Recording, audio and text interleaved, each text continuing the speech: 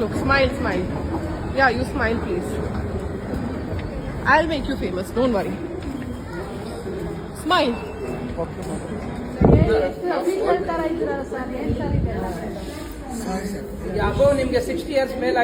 I think heroes like this are very common in our society these days. So, long story in short, yesterday I was traveling back from my workplace, and my journey was about 50 minutes long in the metro itself. And I got a seat, luckily, as soon as I boarded the metro, and I was sitting between a guy and a woman. And till half of the journey, I was feeling very comfortable. Nobody was doing anything. Everybody was looking at their phone.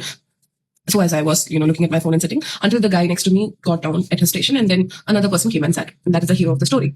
And the moment he sat, I felt a little bit, crushed in between the two people, because he really sat close to me. So I was feeling very uncomfortable, and I shifted a little bit, thinking that he might also not have space. So I might just move a little bit and make some space for this dude. And then I could feel some hand coming to this side, and he was sitting like this. So his hand is inside here, and he was doing this actually. So I could feel something like this. So I just looked suddenly, and I just thought, okay, maybe he has kept his hand like this, and that's when, by mistake. So I again pushed the lady next to me. I'm still making somebody else uncomfortable to making myself feel safe and comfortable. So I just pushed her a little bit more. Then this dude put his leg onto my leg, like, keeping it more closer and touching my leg. So I told him to, please move your leg. At that moment, he just slightly moved his leg. And then again, after a few seconds, this hand came again.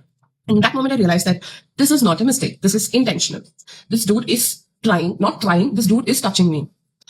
And at that moment, I was frozen when I realized that someone is intentionally doing this to me. And two, I was really angry.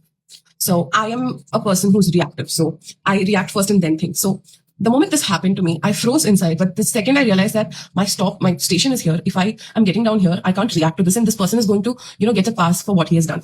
And he's going to be, doing this more in the metro with other people. So I got up and I slapped him. I gave one tight slap and asked him to get up. And then luckily he was also getting down in the same metro.